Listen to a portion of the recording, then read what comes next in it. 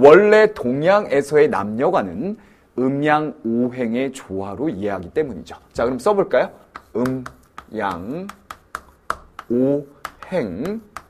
그리고 그런 것들을 얘기하기 위해서 묶어버립니다. 이 두 가지를. 그런 것들을 탄생시키는 태극에 대해서 이해하셔야 됩니다.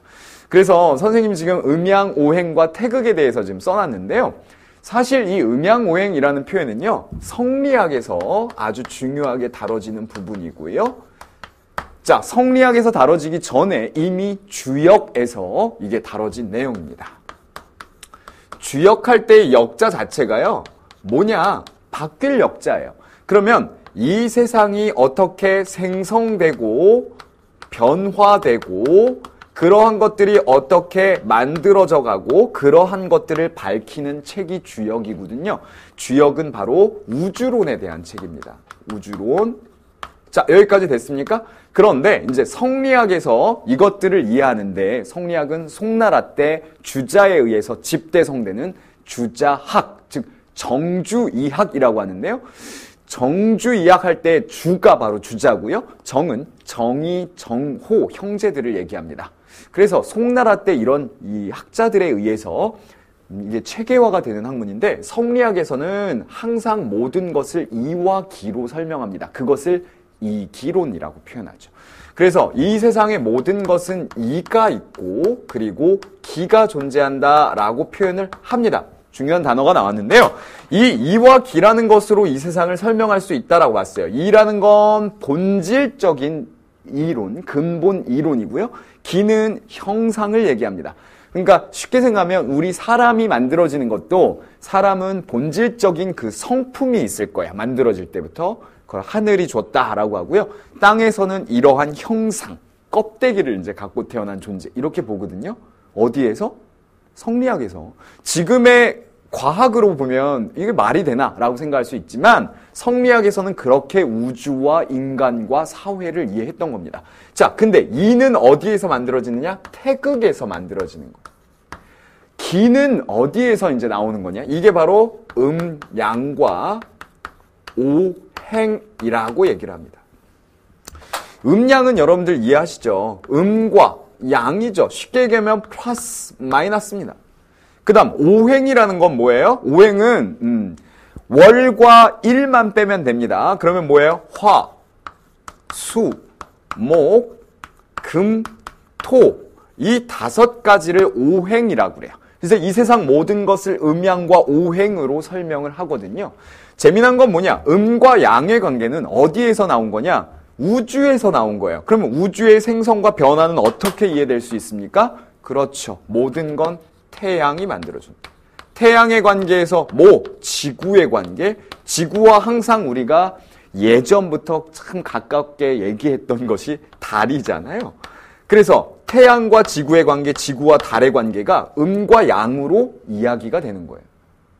이게 뭔 소리냐? 자, 이것을 설명해 놓은 책이 있습니다. 그 책과 그림을 통해서 여러분들이 이해하면 좀 쉽게 이해를 접근할 수 있을 것 같습니다. 자, 선생님이 준비해 봤는데요. 태극이 뭐고 음양오행이라는 게 뭐냐? 자, 이 책을 한번 보십시오.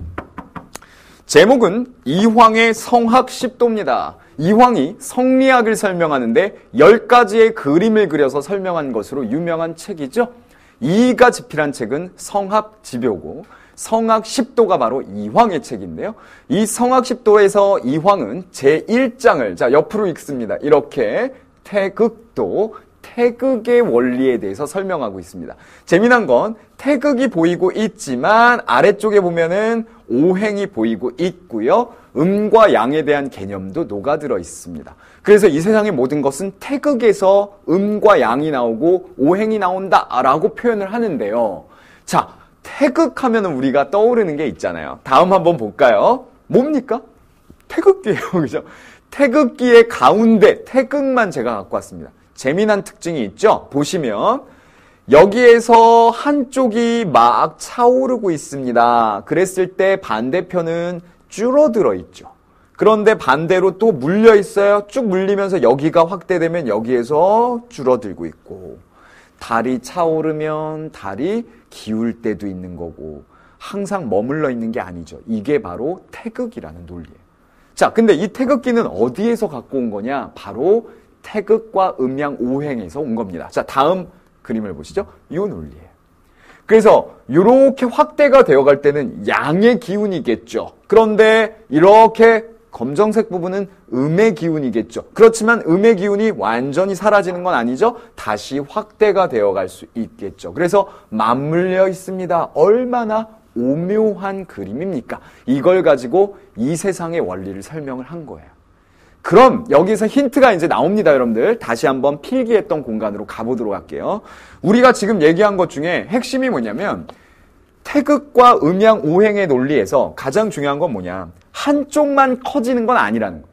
그러니까 이 세상의 모든 것이 한쪽이 확대돼서 끝나는 게 아니라 태양과 지구의 관계에서는 예를 들면 태양이 양이면 지구가 음일 수 있고 지구와 달의 관계에선 지구가 양이면 달이 음일 수 있겠고요. 달 자체도 차올라서 보름달로 될 때는 양의 기운이 강해지다가 이게 점점점 기울어서 금음달이 돼갈 때는 어떻게 해요? 점점점 음의 기운이 강해지고 이런 논리를 얘기하잖아요.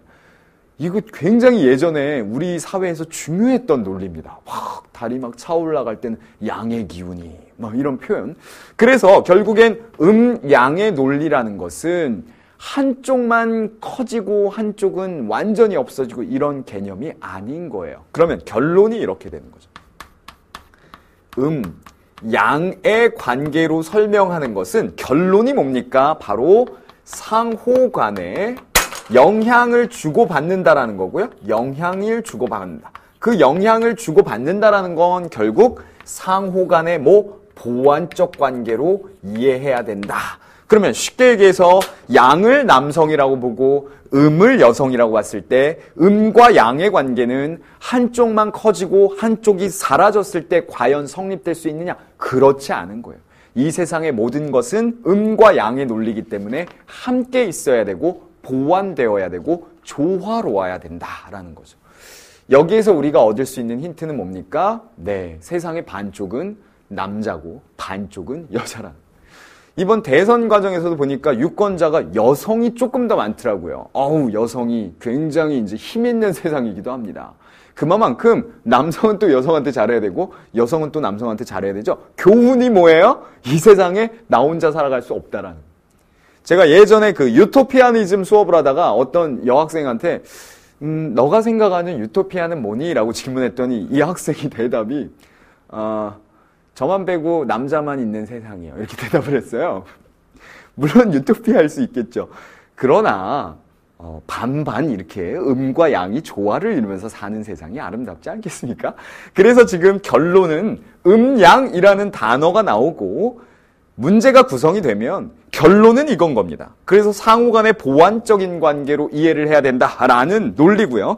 이것을 통해서 우리는 서로 존중하고 사랑하는 마음을 배워야 되겠다라고 결론이 내려지는 거죠.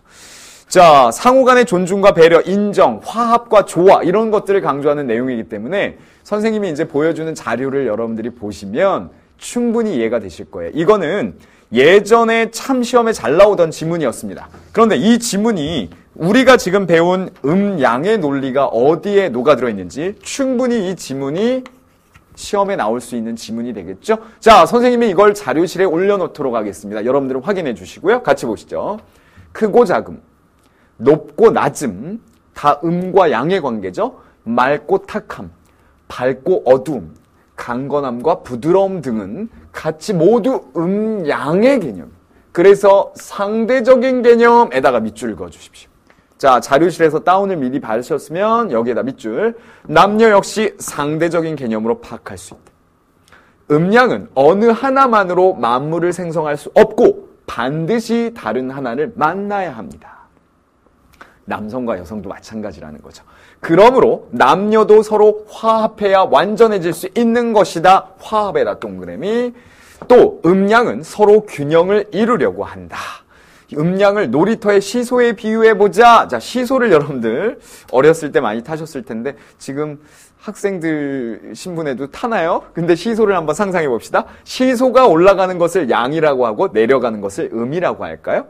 음과 양은 서로 오르락 내리락 할 때 재미가 있습니다. 아까 태극의 모양에서 우리가 음과 양을 발견했던 것처럼 거기에서 나타나는 것처럼 한쪽만 기울어지는 것이 그것이 좋은 건 아닌 거죠. 결국 균형이라는 면에서 봤을 땐 균형이 무너지지 않기 위해서는 음과 양이 서로 보완 관계가 있어야 된다.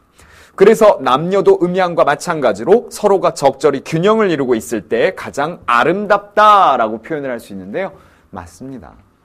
그래서 이 세상에 저도 이제 남자인데 저의 성은 남성이잖아요. 여자 없이 남자가 살 수 있나요?